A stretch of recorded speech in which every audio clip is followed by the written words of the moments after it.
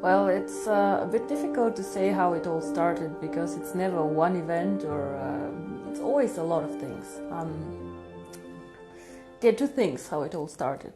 One is cryptocurrency. I was always very, very interested in cryptocurrency, and I was working with McKinsey, and I was doing their very traditional and very big sector, banking and insurance.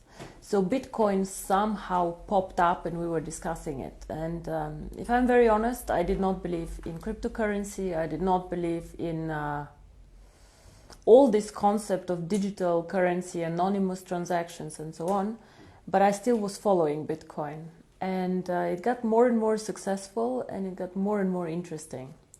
So in 2013, beginning of 2014, I was thinking about cryptocurrency, but I was also thinking a bit how to bring cryptocurrency to the next level, actually. Bitcoin has a lot of good things. It is the pioneer. Without Bitcoin, without their blockchain, without the idea, we all will not be here. But they have several things. One is Bitcoin is not a coin for everyone. It is has its own usages, and it is the right coin for some people, but not for everyone. For example, a lot of people are attracted who are more speculators because the price goes up and down quite a lot. A lot of people who do more transactions are interested, but transactions meaning like a money transfer. So I send from India money to Germany, and a lot of people in the IT sector do this. And the third, I would say, big party who is interested in this was people who are interested for reasons in anonymous transactions. So as much as we all have some need for privacy, and we all do because the world gets more and more transparent, we also need to stick to some rules, unfortunately, or fortunately, we don't know, because there have been so many things happening in the last years after Bitcoin creation, like terrorism and drugs and all these things that are difficult to manage. One of the very successful things that Bitcoin was involved in was this Silk Road merchant platform like eBay, but where you could buy things that you cannot buy legally. It was closed and eventually. So Bitcoin had very, very interesting ideas, but it was not a mass market cryptocurrency. And I thought if you simplify cryptocurrency so that everybody understands it, it could actually become something like Facebook, something like Uber. Uber is also a very interesting company, which is controversial. They change the way we live, the way we use transportation, and this is changing the world of payments and of finance. So cryptocurrency, yes, was very, very clear to me, I think end of 2013, maybe beginning of 2014. And then I was thinking how to bring this to the masses. When I started thinking about cryptocurrency, my contacts were more institutional banking clients, big private equity funds, so people who definitely could get excited about cryptocurrency. For example, Goldman Sachs are also excited about the blockchain and so on, and they can invest in it. But unfortunately, these people do not have real contacts out there, retail people like you and me. So the idea was how to bring a good concept, an interesting concept, out to the people. And there I have a personal friend, his name is Sebastian Greenwood, who has been active in network marketing for quite a while. He was the one actually who suggested, let's do network marketing. And I said, no, let's not. Because exactly when we wanted to start this company, another company, which was quite big, had went bankrupt, and a lot of people had lost money, and it was all over the press, the internet, and it was just a lot of bad vibes in the industry. So when we started, and he convinced me that network marketing might be exactly the right thing, so we said, let's do network marketing, but let's not sell the cryptocurrency, let's do an education package. There's definitely a lot of need for education, especially also in developing markets on finance, personal finance, and a lot of people who want to be successful but somehow still do not know why and how to do this. So what we did is we created the education packages, and we attached to them the free mining rights. And we said, okay, if you do the education package, if you're interested in cryptocurrency, do it. Even today, not all of our people mine the coin. Some of them just do the education package. And this is actually how it all started. But when it all started, I remember one of our first events was in Finland, because people got very excited about this actually. I don't know how often I had to explain what is cryptocurrency, what is Bitcoin. And this was actually how it all started, end of 2014. I would say 2015 was the year where we all learned about what is cryptocurrency, what is mining, how does it actually work, so really the basics. 2016 got a bit more sophisticated, a new blockchain, new technology, and now 2017 and 2018, the next two very, very big steps are coming up, the merchants and the coin going public.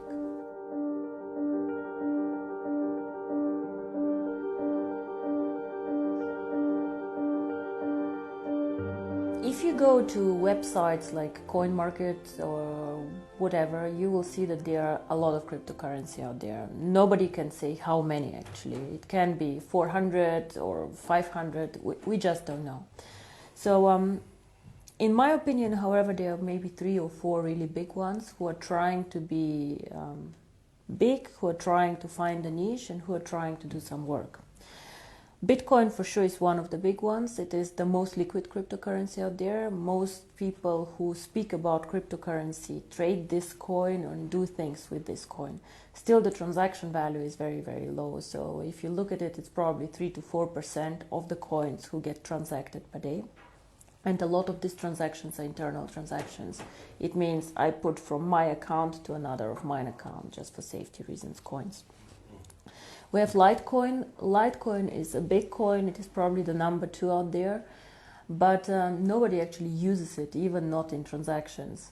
So what happens is I see new coins coming mainly from the IT sector popping up, and most of these coins are done because somebody finds out something interesting in the code. So they code something where you can do something on the blockchain or new usages of the blockchain. Ethereum, for example, it's actually not a real cryptocurrency. What they try to do is they try to provide a blockchain where other people can use. So I think there's still no coin out there which is targeting the mass market. And I believe this is the case because the community of cryptocurrency is a bit arrogant. Yeah? So they are for sure very knowledgeable people, very smart guys, most of them with very heavy IT background. A lot of them also believing in this theory of, I would not call communism, but we should give something to the public, we should share it all and then see what happens. Nothing bad with this, but if you put something out there and give it for absolutely free to the people, you have no money to invest in infrastructure, you have no money to invest in a brand, and you somehow have to trust it that it will move in the right direction. So for sure they cannot invest in events like we do, they cannot invest in education, they cannot invest in a strategy. So I think what is unique about OneCoin.1 is we target the mass market.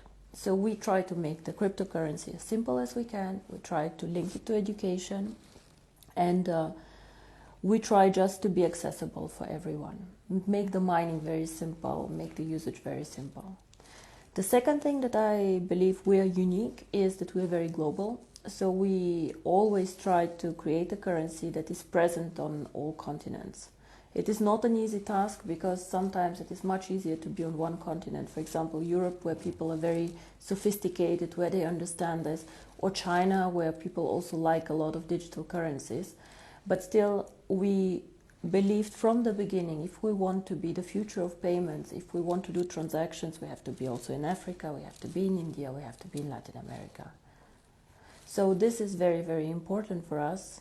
And the third thing that I believe is very, very important is we are one of the few cryptocurrencies that focus on usage. And I don't mean usage of the blockchain like others, like Ethereum, but I mean usage by people. Because cryptocurrency itself has no real value. It is just an algorithm, it is just a digital number that you have. Unless you put something behind. Something can be a brand, but something can be also the usability. What we want to do with OneCoin is we would like to be the first choice for merchants. We want to create something like PayPal, saying it very, very simply, but in the cryptocurrency world. And we all know how simple PayPal goes. You just press a button and you send from A to B money. For the merchant, it's quite expensive, but it's very simple. You join a big network and you just can take money in from all over the world. I can send money to Australia today if I decide to, and it's very, very simple. So for us, this is also why we did the changes on the blockchain. We decided to make it a very fast blockchain, so it runs every minute.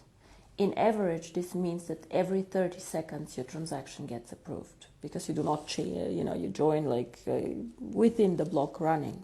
And it is as fast as Visa and MasterCard do transactions. I believe that this is also something very, very unique. I have not seen any cryptocurrency focusing the strategy on merchants.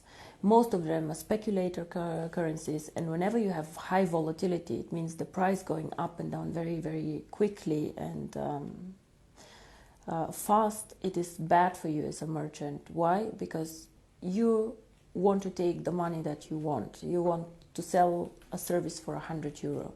So you would like tomorrow to have the €100 too, and not to have €90, 110. Of course, you're happy if you have the 110, but it can go both ways. So as a merchant, you want to be sure you will receive what you advertised as a price, and this happens only if the cryptocurrency does not move too fast, too much.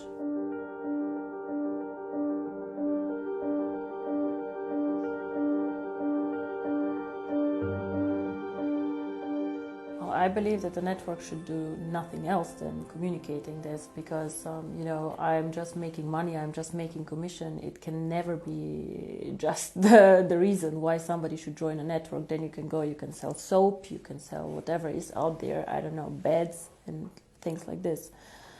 I think understanding cryptocurrency is actually the key, and this is something that I wish for on the events to happen more. I have been, unfortunately, to some events myself where I was listening for an hour and I had no idea what this company does. So the unique thing about us is education, and then if somebody wishes, the cryptocurrency.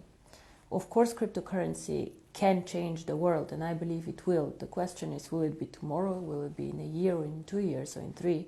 It is unstoppable. It already started. The interesting thing about cryptocurrency is it is so global that it is very difficult even to stop it. So much better than trying to stop cryptocurrency, in my opinion, is to regulate cryptocurrency.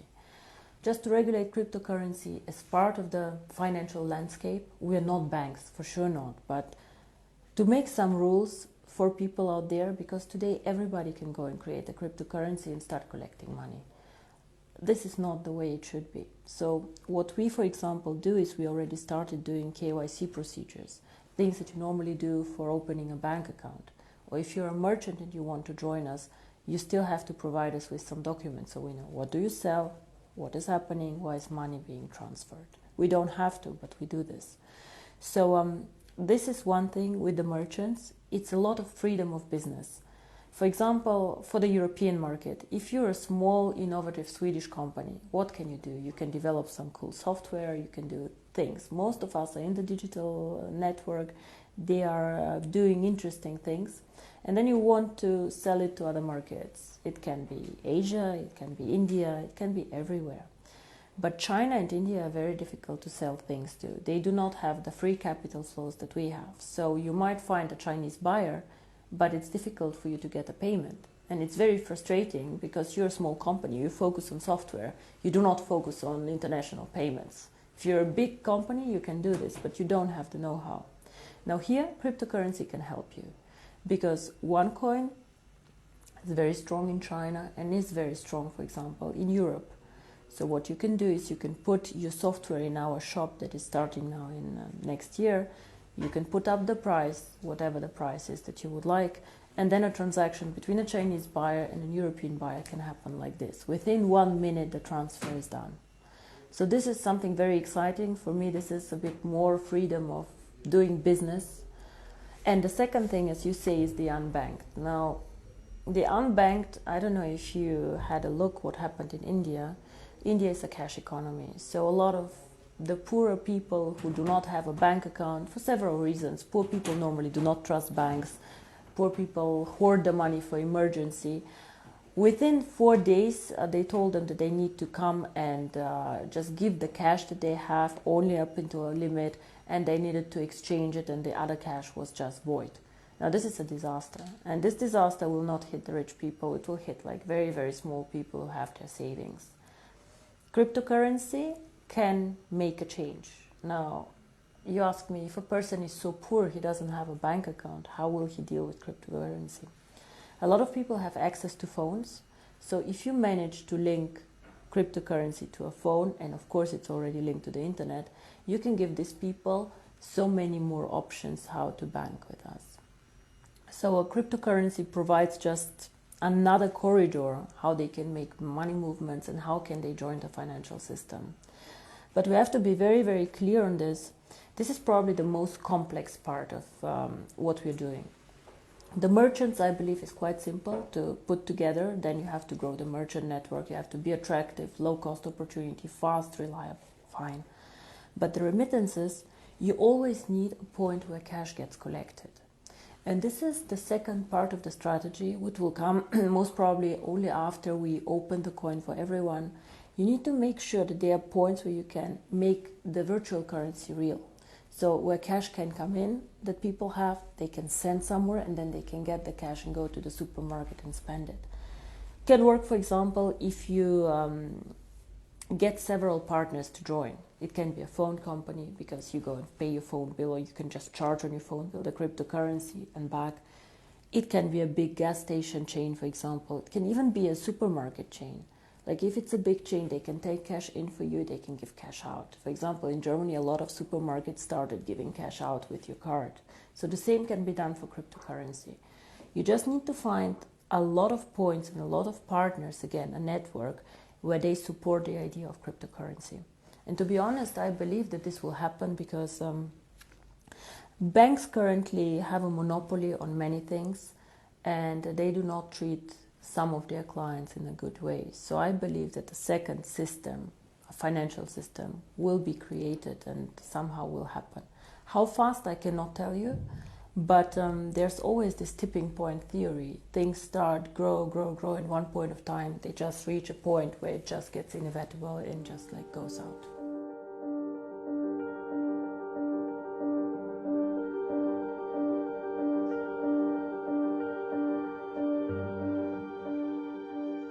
On the OneLife network, some of their main concerns is this a Ponzi scheme? And when you have a digital product that you cannot touch, like an education package, of course people are more skeptical.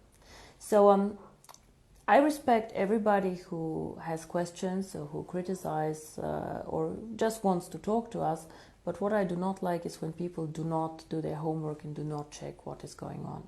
Now, a Ponzi scheme, we all know what it is. A Ponzi scheme means that new money feeds old money. So we had this Bernie Madoff scandal somewhere, like the guy was taking investments from the public, promising huge returns and then paying out the returns, not because he was a smart investor, but because he had, taken new money in, and at one point of time it stopped. When you join the OneLife network, what happens? First of all, we have never made any return promises. Why? Because we are selling the education package. It's up to you if you mine the coin or not. What will happen to the cryptocurrency? We do not know. And this is a very, very clear statement. Cryptocurrency is one of the most risky asset classes out there. Nobody knows what will happen. It can go through the roof, but it also can not go through the roof. So both is possible.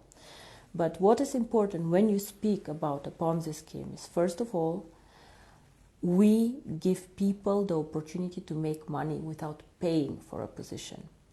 Every week I have between 300 and 500 people in the network, sometimes even more, who have a non-paid position, a rookie position, and who make commission on them. These people also can earn tokens to go and join the mining. So of course, it's not a Ponzi scheme if I let you work for free and let you make money making for free. I'm paying you, you don't pay me, point one. And the second point, which is very important, as I said, is fresh money feeding old money. Now, why and how am I obliged as a OneLife network to pay you? I'm obliged to pay you only a commission when you earn it. And you earn the commission only by making a sale. So only if you go and you sell a package, I am obliged to pay you. So I do not need to get somebody in my network to meet my obligation. If you all stop selling tomorrow, I don't have any obligations anymore to anyone on paying commission, because there's no sales event coming up. And this is very, very important. Whoever is interested, but unfortunately a lot of our critics are not interested in this, can check out also the legal opinions that we have. We have a Swedish legal opinion, we have an English legal opinion, we have a German legal opinion, Italian I think also. All of these jurisdictions are quite strict and have very clear rules. And all of this are saying we are not a Ponzi. Now, one thing that I would like, again, to make sure in the network, I believe that we as a company are very clear on what we do and what we don't. But sometimes some people get overexcited and say things that are simply not correct. So I, again, would like to ask all of our distributors to take education extremely serious. Educate the people that go out there, educate the downline and the distributors, so that the information that we provide to new people is correct. Because I believe our company and our product is exciting enough. We don't need to be selling so hard and saying things that are not correct. If you present the project in the right way, and if you present the stages that we go through, if your people are encouraged to go through the education, it is much easier for all of us, because we then understand OneCoin as a cryptocurrency needs to go through stages. It is for sure not get rich in 90 days thing, and I really do not want people to market this like this. Sometimes, all this, how we're portrayed by the media, is our own fault. A lot of things that the media write is distributor X said that, and even if distributor X said something wrong, I cannot attack this and I cannot get a lawyer to go against this because he really said this. And this is very frustrating also for us as a company. So again, guys, try and get the right information, educate your downlines, and just make sure that we do the right things out there.